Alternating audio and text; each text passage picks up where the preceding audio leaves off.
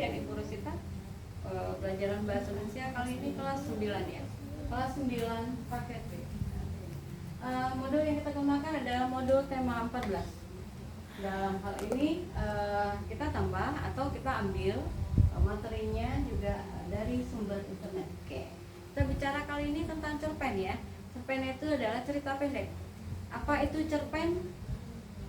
Kepanjangannya atau pengertian lengkapnya adalah karya sastra ya. Karya sastra dalam bentuk prosa yang menceritakan kisah fiksi dengan alurnya singkat, padat, dan berfokus pada peristiwa utama, yaitu biasanya cerpen memiliki satu konflik ya.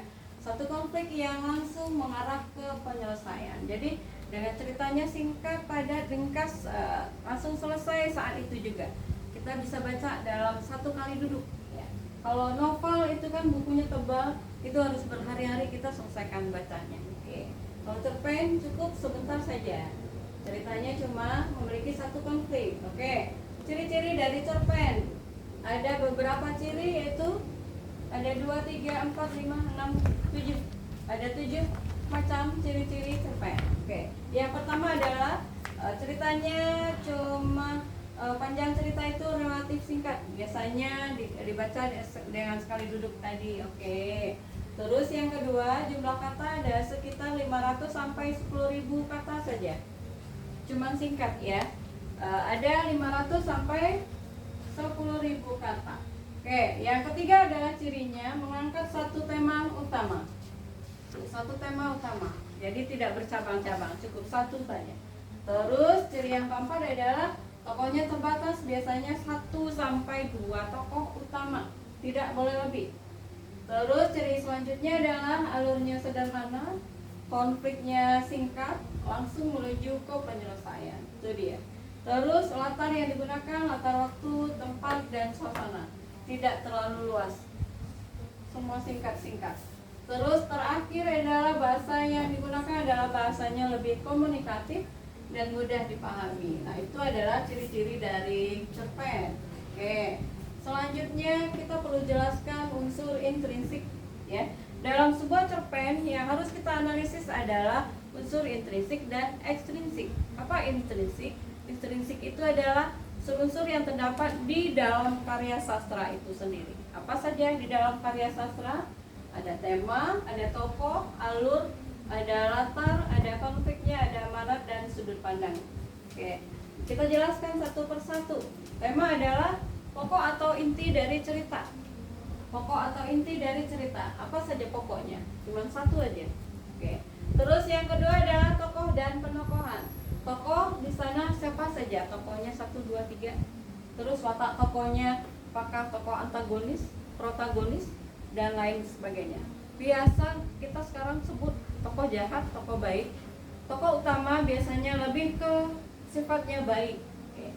Terus alur yang digunakan, alur itu dibagi 3, alur maju, alur mundur, dan alur campuran ya. Alur campuran biasa disebut dengan maju mundur. Oke, kalau latar adalah latar waktu, latar tempat, dan latar suasana. Latar waktu misalnya latar waktunya kita sedang belajar pada pagi hari, berarti waktunya adalah pagi hari. Terus tempatnya misalnya kita bicara kalau hari ini kita belajar di PKBM, jadi tempatnya adalah PKBM. Terus yang ketiga, suasananya apa? Suasana pagi ini sangat mendukung, cuaca mendung, terus belajar adem ayem dengan semangat. Nah, itu adalah suasana. Terus bicara tentang konflik. Konflik di sini adalah perseteruan kecil antara tokoh dengan tokoh lainnya sampai perseteruan itu memuncak atau klimaks atau puncak peristiwa dari cerita tersebut. Nah, unsur intrinsik yang keenam adalah amanat. Amanat itu apa? Pesan-pesan yang ingin disampaikan pengarang dalam cerita yang disampaikan adalah pesannya bagaimana. Pertama misalnya rajin-rajinlah belajar, jangan malas belajar. Nah, itu adalah pesan, isi pesan. Oke. Terus terakhir, unsur intrinsik cerpen itu adalah sudut pandang. Sudut pandang ini maksudnya adalah keberadaan pengarang, di mana posisi keberadaan pengarang itu. apakah dia sebagai tokoh utama, ya, berarti orang pertama tunggal. Jadi dia sendiri di dalam sebuah cerita. Contoh kata orang pertama tunggal itu adalah penggunaan katanya aku atau saya. Dalam cerita cuma kata saya dan aku saja. Saya begini begini begini, terus saya pokoknya tentang cerita tentang diri sendiri. Oke, itu adalah orang pertama tunggal namanya. Ada lagi sudut pandangnya orang ketiga. Berarti di dalam cerpen menceritakan orang lain. Jadi bukan cerita pribadi, ceritakan orang lain. Lalu kalau sudut pandangnya pengamat serba tahu, berarti tokoh aku juga ada dan menceritakan orang lain juga ada. Jadi kata bantunya adalah saya, aku, kamu, dia, mereka, ya, dan nama orangnya. Itu dia pengamat serba tahu namanya.